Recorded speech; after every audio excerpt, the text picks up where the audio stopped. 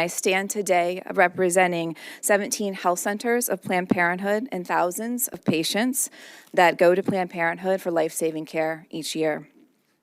So first, we have 3 issues with this bill. Now, the senator did mention that there are many other states that have similar legislation, and this is true, and she mentioned that 15 of which are similar.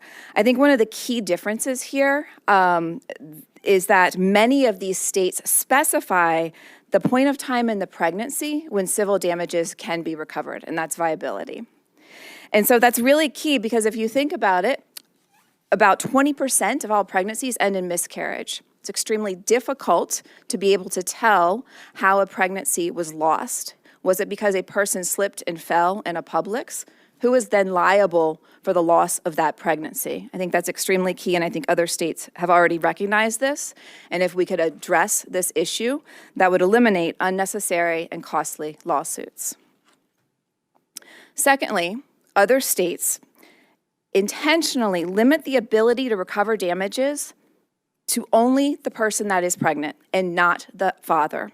Now, you're right, the bill only says the parents of the survivor of the child. Well, it's really not well defined, and lots of people have talked today about how an ex-partner, an ex-husband, an ex-abuser can file for civil damages under this lawsuit. And what that does is it holds the pregnant person who lost their pregnancy, if they don't want to file for civil damages, that means they can continue being under the power and control of an ex-abuser and even a rapist.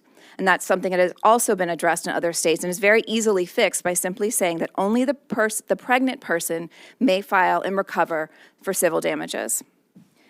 And then finally, we do feel this is an unnecessary bill and that it is an end run to pass abortion restrictions. Again, the bill sponsor said that the intent was simply to remain consistent with criminal statute.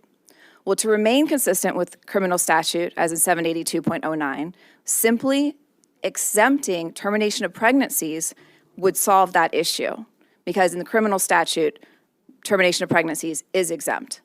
So these are some simple fixes. We do also feel for grieving parents.